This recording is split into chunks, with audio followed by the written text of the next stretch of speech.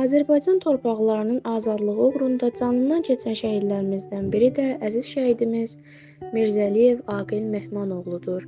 Mirzəliyev Aqil Mehmanoğlu 1999-cu il avqust ayının 27-sində İsmayıllı rayonunda anadan olmuşdur. 2005-ci ildə İsmayıllı rayonunda İsrail Həsənov adına bir saylı tam orta məktəbin 1-ci sinifinə qəbul olunmuşdur. Məktəb illərində çox fəal olan Aqil Mirzəliyev öz biliyi, intellektual səviyyəsi ilə daim seçilmişdir.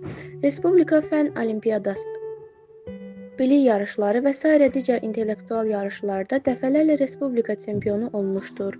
Hətta Riyaziyyat Olimpiyadasında birinci yer tutduğuna görə Sabiq Təhsil Naziri Misir Mərdonov tərəfindən şəxsən təltif olunmuşdur. Məktəbli olduğu dövrdə musiqiyə böyük maraq göstərən Aqil piano musiqi alətində ifa etməyi bacarırdı. Bu illər ərzində o həmçinin futbola da maraq göstərmiş, müxtəlif yarışlarda qələbə çalmışdır. Hətta AFFA Federasiyası Aqilin vurduğu qolu ilin qollarından biri olaraq paylaşmışdı. Məktəb illərində ictimai işlərdə daim fəallıq göstərmişdi. 2016-cı ildə orta məktəbi əla qiymətlərlə başa vuran Aqil Mirzəliyev elə həmin il qəbul imtahanlarında ikinci ixtisas qrupu üzrə 613 bal toplayaraq Azərbaycan Dövlət İqtisad Universitetinin dövlət sifarişli olmaqla mühasibat, uçot və audit ixtisasına qəbul olunmuşdur. 2020-ci ildə universiteti uğurla başa vurub məzun olmuşdur. Öz zəhmətkeşiliyi və əməksevərliyi ilə seçilən Aqil universitet illərində gündüzlər oxuyur, gecələr isə işləyirdi. Bütün yeməkləri çox dadlı şəkildə hazırlamağa bacaran Aqil tələbəlik dövründə gecə klublarından birində ofisiant olaraq çalışırdı. Aqil Mirzəliyev universitet uğurla başa vurub məzun olduqdan sonra 27 iyul 2020-ci il tarixində hərbi xidmətə çağırılmışdır.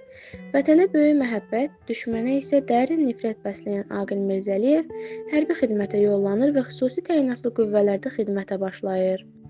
Xüsusi təyinatlı qüvvələrdə xidmət edən Aqil Mirzəliyev 2020-ci il sentyabr ayının 27-sindən başlayan 2-ci Qarabağ müharibəsində fəal iştirak etmiş, Murovdağ silsiləsi, Cəbrayıl, Füzuli, Hadrut istiqamətlərində gedən döyüşlərdə böyük xidmətlər göstərmişdir.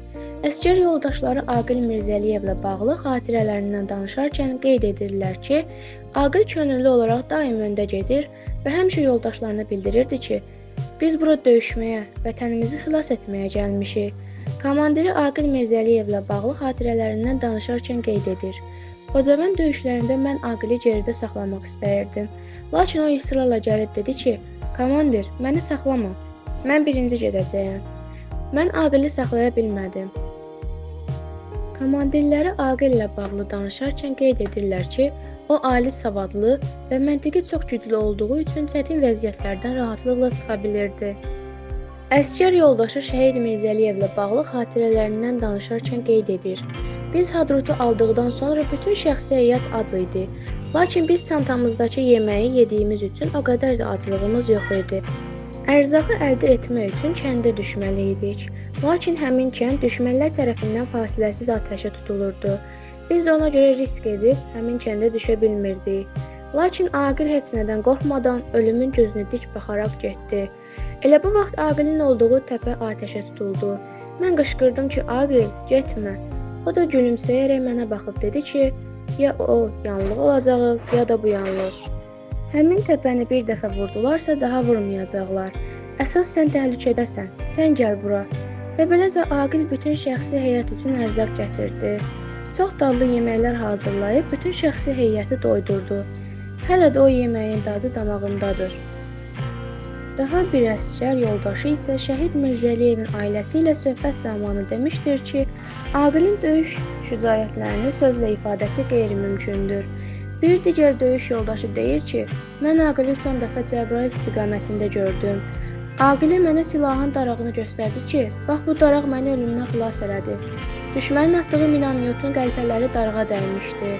Qeyd edək ki, Aqil Mirzəliyev gözünün zəif olduğunu hər kəsdən, bütün yoldaşlarından, eləcə də komandirlərindən gizlədərək həmişə öndə gedib.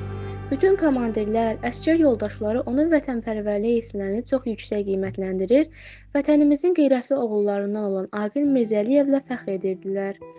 Ailəsi ilə telefon danışıqları zamanı hər dəfə ailəsinin nigaran qalmamalarını və tezliklə qələbə xəbərləri ilə qayıdacağını bildirirdi.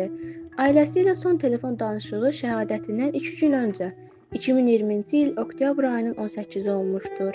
Həmin telefon danışığı zamanı Aqil Mirzəliyev anasına deyir: "İndi bu vətəni kim qorusun? Bu torpağı kim alsın? Biz rasiya ilə danışırıq. Burada bir rütbəli var. Bir dəfə yaralandı, getdi hospitala və sağaldı gəldi. Sonra yenə yaralandı və dedi ki, vətən sağ olsun.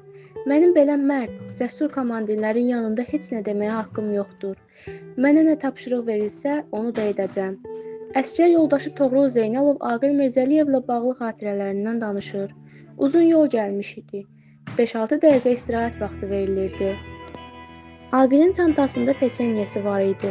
Çoxdan götürmüşdü. Qalmışdı çantasında. Çantasını axtardı və birdən dedi ki, peçenyem var. Dedim ki, gətir yeyək. Sonra çantasından bir snikers tapdı. Köhnə bir snikers idi. Amma təbii ki, bizim üçün o əzilmiş snikers qızıl idi orada.